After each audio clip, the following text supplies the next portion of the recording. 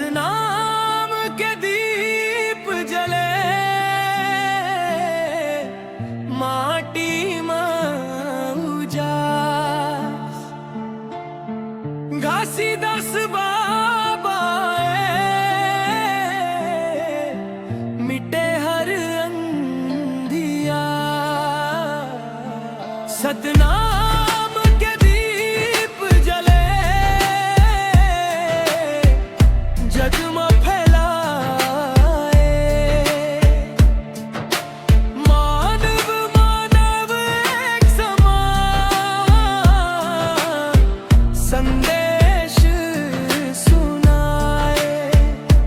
जंगल डहरिया गूंजे बाबा के नाम, झूठ पखंड टूट जाते मिट जाते हर काम। ना जात के बंधन ना ऊंच नीच दीवार, सादा जीवन सिखा दिए सच्चाई हथियार। सतनाम के दीप जले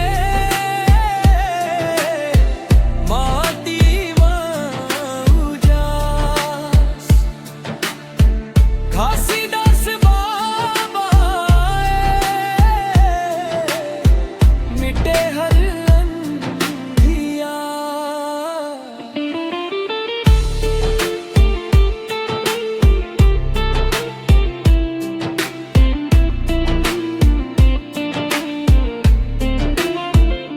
गरीब के आंसू पोंछे दुखिया के सहारा, डूबत मन खेला तारे बन के किनारा।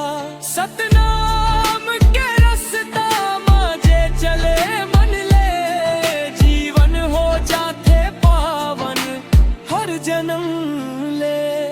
जब टूटे भरोसा जब लगे अंधेर, बाबा के नाम ले ले मिल जाही सबे। सतनाम